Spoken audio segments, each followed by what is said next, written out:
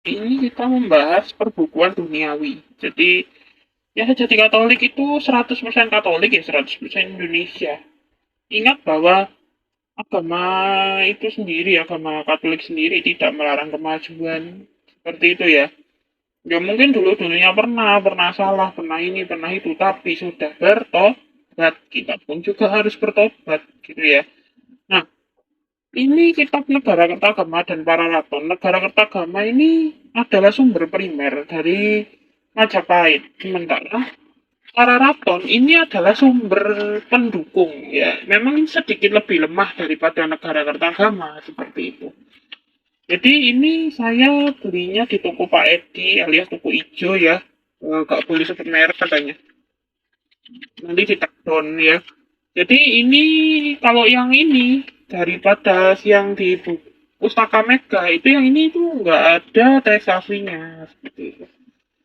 Jadi kalau memang kamu cuma ingin tahu isinya, tahu belajar isinya, itu yang ini cukup kok. Cuma ya memang terjemahannya saya lebih suka yang di keranjang kuningnya Mbak Pustaka Mega itu ya, di Mbak Mega Yohana itu di Pustaka Mega itu saya lebih senang yang itu gitu. Cuma ini saya butuhnya melihat kisah para raton.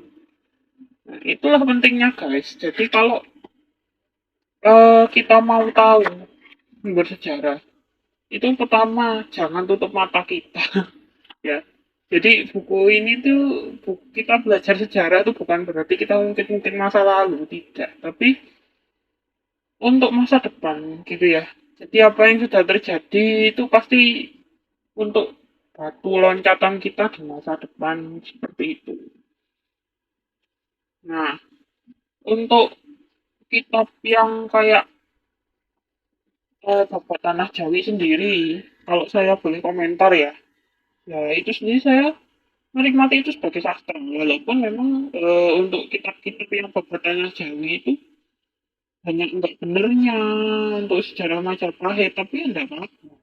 Dari situ kan kita juga belajar sastra toh, dan kita tuh juga belajar gitu. Karena ya dari negara kertagama dan para raton juga Bapak Tanah Jawi kita tuh ada yang bisa dipelajari. Apa yang kita pelajari? Ya itulah politik. Politik yang baik menghasilkan negara yang baik, ya kan? Di negara kertagama nih, politik yang baik menghasilkan negara yang baik, menghasilkan tata pemerintahan yang baik. Politik yang buruk menghasilkan tata pemerintahan yang buruk.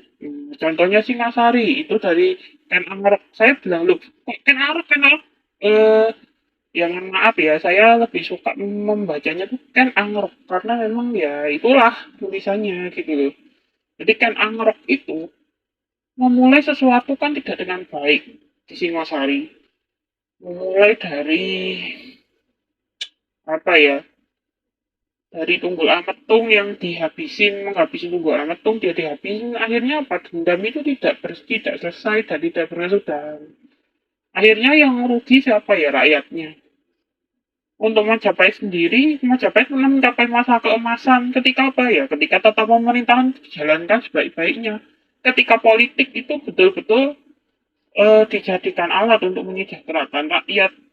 Kita tuh nggak usah perlu takut, oh politik itu jahat ya, tidak. Orang politik itu ilmu menata negara, ya kan? Ilmu menata negara akan berguna jika memang tujuan kita baik. Jika tujuan kita itu untuk hal-hal yang tidak baik, bahkan agama yang harusnya mengantar kita pada moral dan kesucian pun, nanti bisa dilihat ya video saya yang baptis paksa.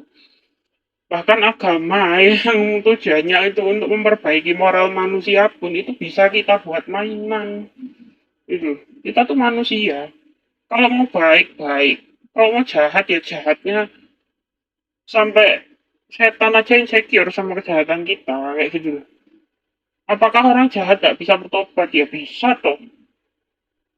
Jadi, orang itu ada baik, ada jahat. Jadi ya tinggal kita banyak-banyak berdoa semoga ke depan negara kita baik, semoga masyarakat kita jauh lebih baik. Itu kan yang bisa kita lakukan.